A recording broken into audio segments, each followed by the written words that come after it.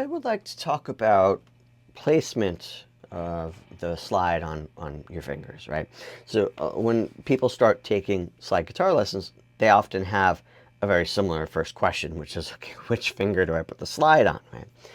I play on two different fingers. I adapt a lot of different techniques in my playing because I play so many different types of music and my needs change.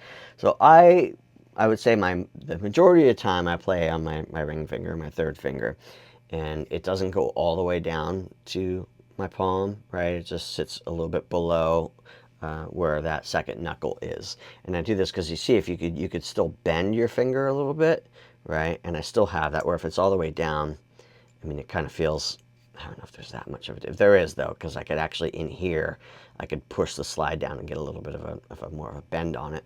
I just feel like this leverage or this angling allows me to, I don't know, lock my intonation a little bit tighter. It has to do with the thumb behind the neck, and I'll demonstrate this later, but it has to do with me using this almost slide rule kind of technique when I'm playing. So that's where I place the slide no matter what finger I'm on. I do use the pinky sometimes because there are occasions where I need to have some fingers to play power chords or a riff or something. It's not all slide guitar. So I'm going to place the slide on my pinky. That way I have it there in case I need to play it for a few licks. But if it's only sparse and intermittent in the song, then I could still have the facilities on my first three fingers to fret things out. And think about this, right? So if I'm playing, obviously I have it on pinky, and now I have some room to play some power chords or at least some three-note patterns, right?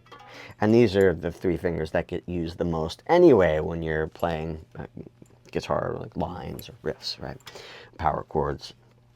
If I'm mainly playing slide guitar, then I use my ring finger, and then I'm going to show you later on about how I do some muting behind the slide to prevent any unwanted noise or resonance from happening, which is a bigger issue with acoustic instruments, but sometimes an issue with electric instruments too, depending on the sound you have and what you're playing. Okay, well, that's pretty much it when it comes to this. I guess I should say, though, real quick, is that I've seen Bonnie Raitt plays with the slide on her middle finger, and this slide is too small for that, so you need a bigger slide. The reason I'm not a fan of that is because it doesn't really give me any leverage or availability to play anything behind the slide, right? It's pretty much you're only playing slide like this. So I tend to use my ring or my pinky because I do want the availability to be able to what I'm calling is muting behind the slide, or just be able to fret some notes. So the ring or the pinky, each are appropriate for playing slide guitar. I've never seen anybody play it on their first finger, and I don't play it on my first finger. Not that there's any hardcore rules against that. It has more to do with like what are you trying to do, right? And what technique best allows you to get that or execute the idea that you have. I think that's the thing you think about when you're using these tools. Right?